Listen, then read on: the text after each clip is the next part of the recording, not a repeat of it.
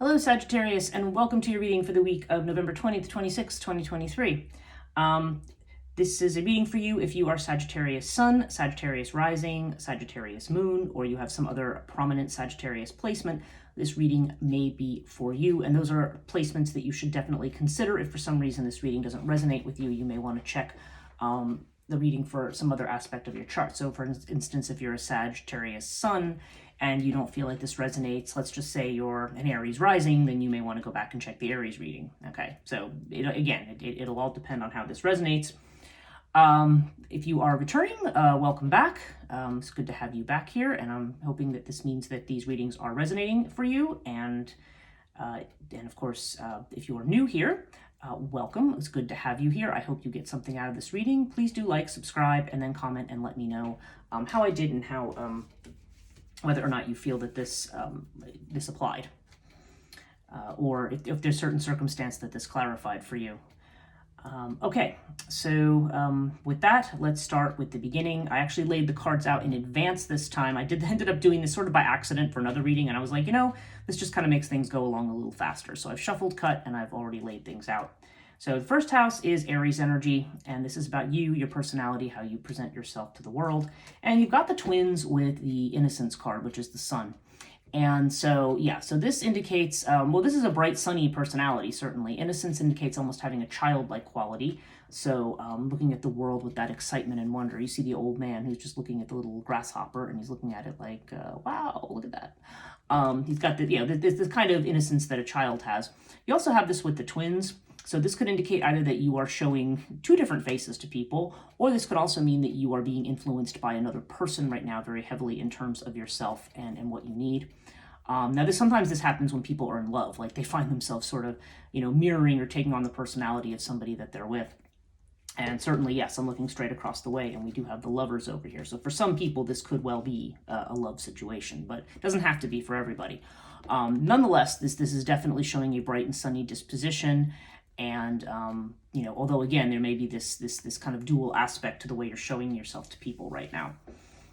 Okay, second house is Taurus. This is about your finances. And, okay, so we've got the New Vision card, which is the Hanged Man, and in the traditional tarot, and you've got water. So water usually comes up. I always say that there's always a card of money that's flowing in, and then it flows out again just as fast. So as much as we are getting credits, we are also debiting it out. And New Vision is like the Hanged Man card. Usually it shows the person hanging upside down by one foot. And what this really has to do with, the reason this is called New Vision in this deck is because really the Hanged Man is about having a broader perspective on things. So I have a feeling that you are dealing with your finances in a way that you may only be looking at a certain situation or problem one way. You might feel stuck. You might feel that, in, out, and, nothing ever seems to get retained. And New Vision indicates instead you want to have like a healthy flow instead of this just in and out kind of a thing. And this indicates a need to take a broader perspective on your finances. You may need to do something differently. You may be stuck in a job situation where maybe you need to refigure things, do something else. I mean, we'll try to clarify some of that in the rest of the reading. But there's definitely the sense that you are, you're going to have this new vision. You need to, take a broader perspective on your financial situation. Third house is Gemini energy, and this has to do with communications, short journeys, sometimes with siblings, community, and if you're in your own business, this would apply to that. Okay, so we've got Hathor here. So Hathor is definitely a card of, establishing security, being organized, has very strong Empress energy, very strong feminine energy. This could be a message coming in from a woman, potentially. But you also have this Ten of Swords, so this is a rebirth card. So this is the idea that there could be a message about something that definitively is coming to an end. And generally, when this kind of ending occurs, it's a relief. It's like a movement from one state to another. And, as this part that you've got from the camel to the lion to the child, which is something from Nietzsche's Thus Spake Zarathustra. I can say that. And it's just this idea of morphing into whatever the next phase is. We start as being kind of complacent and placid, then we suddenly get roar like a lion and find our voice, and then we have that innocence again of a child. So that's interesting. So there's messages here coming in, and again, potentially from somebody who's female. But again, this could also just have to do with messages connected to work, tending to getting organized, to making things secure. And but it does seem to indicate that something is going to be coming to an end here. But I think it's an ending that is going to be necessary. One that is potentially freeing. Okay, fourth house is about family and home, and your physical dwelling where you live, and also just your own sense of security. Okay, so there seems to be a test situation here. We have pyramid. I don't know whether this has to do with the place that you live or whether this is a family situation. The card that is modifying it is the Nine of Cups, which in this deck is called the laziness card. They don't like people having satiety and abundance, right? They want, because normally the Nine of Cups is the card of satisfaction, of wishes granted. In this deck, though, it's saying, like no matter, as I think as they put it in the book, no matter how tasty the pina colada and how comfy the slippers, we do need to get ready to move on to the next thing. So there definitely seems to be a sense of maybe, again, whether this is a family situation, maybe you've been living someplace and maybe it's time to move, maybe something's coming up where you have to make a change of some type. Maybe this may mean sacrificing or changing something that you've been kind of comfortable with for a long time. So yeah, it does look like there may be some changes coming in here in terms of your home, family, or just your sense of security, or what's made you feel secure and comfortable up to this time. But it does feel like it's a movement in the direction of something better. 11th house, I'm sorry, I'm looking at the number 11 here. 5th house, Leo energy. And Leo has to do with creativity, has to do with children, love affairs potentially. Okay, so we've got fire and we've got the Two of Wands, the possibilities card. So, okay, this could indicate creative possibilities, inspiration. That is definitely a possibility here.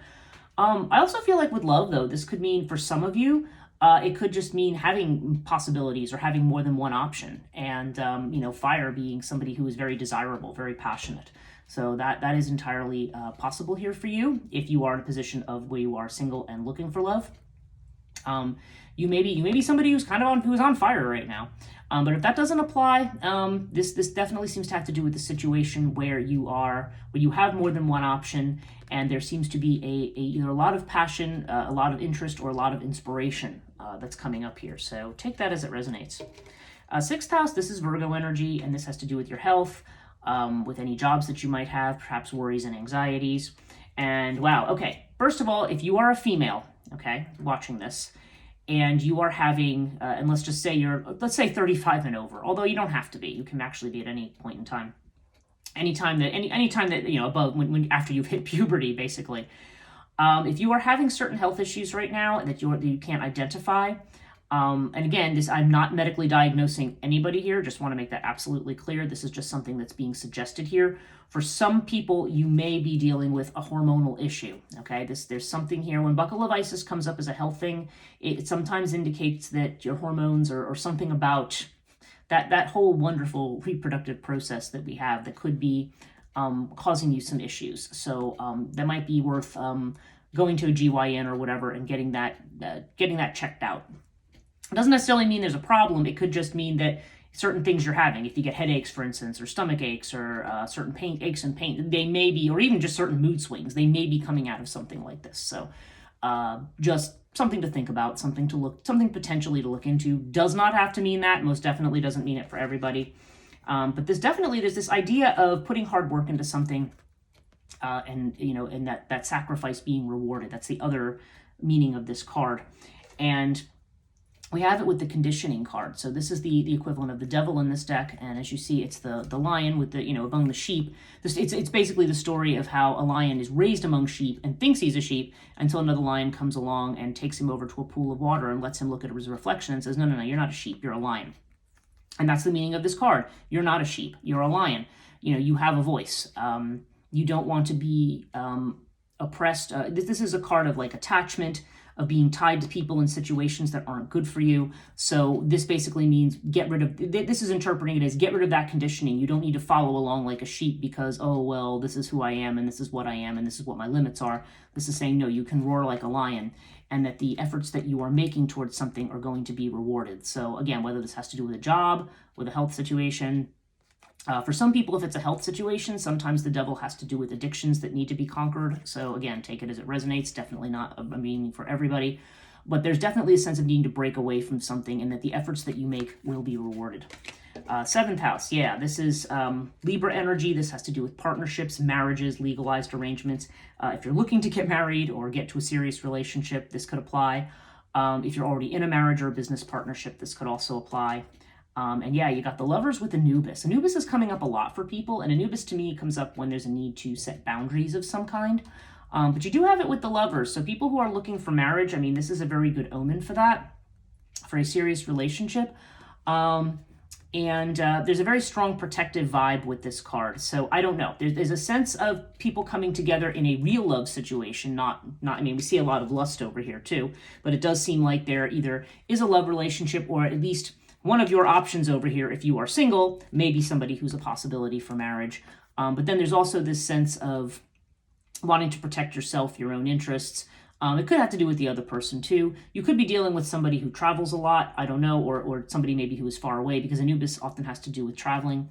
But I feel, yeah, like there's definitely, it's interesting because you have this coming together, but also you have this idea of protection here as well. So it could just mean that you have a partner who you feel is very protective of you as well. So take it as it resonates. Eighth house, this is Scorpio energy, so this is the house of transformation. And yeah, you're not the first person to get this. This is the healing card. So I feel like you are going through a period right now where you're doing either physical or emotional healing of some kind.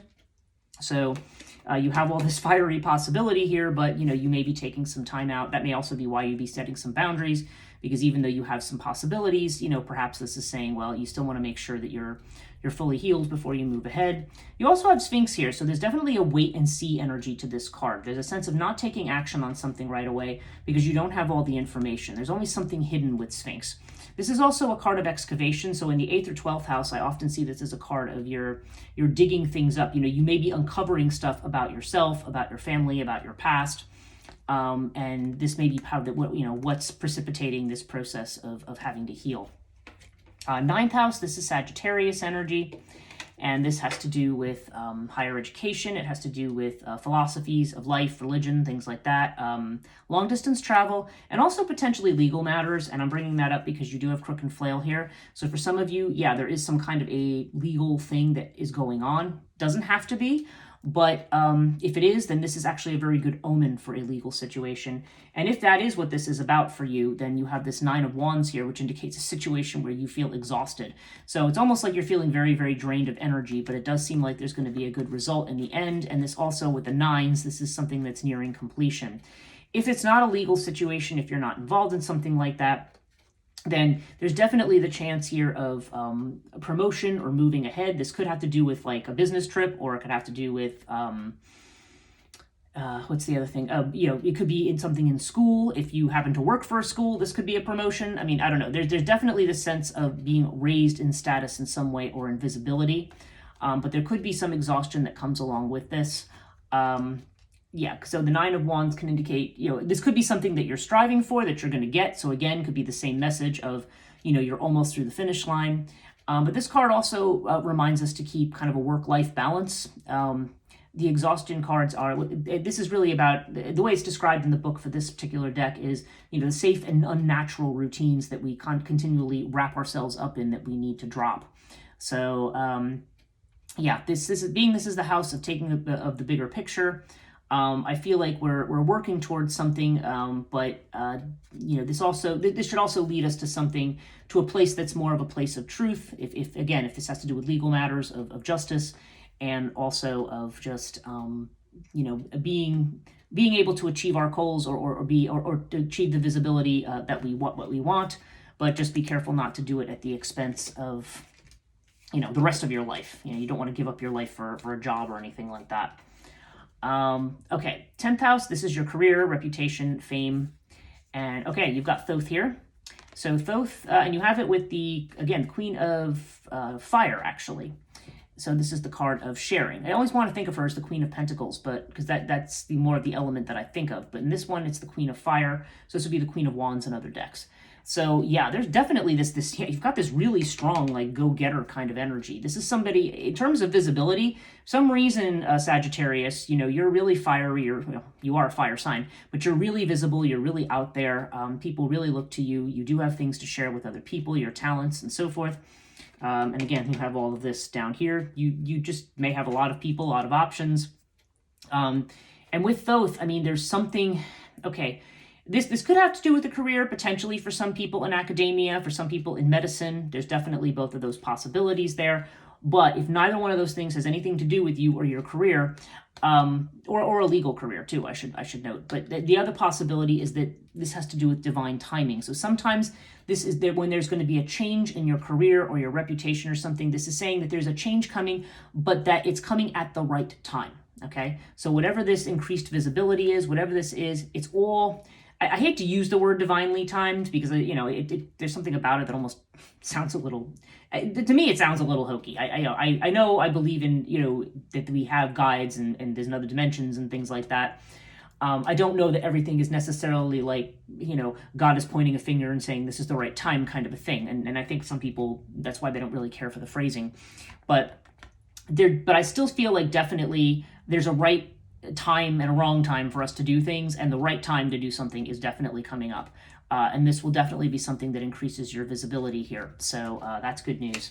Okay, this is the second time this has come up for somebody in the 11th house. Okay, this has to do with your hopes, wishes, goals. This is Aquarian energy, and also with friendships and your networks. And yeah, you've got this scarab. You've got new beginning. Okay, so this could be a new goal or a wish. This could be new friends, new people that you meet. You have this Master card, okay? Master is not in the regular tarot.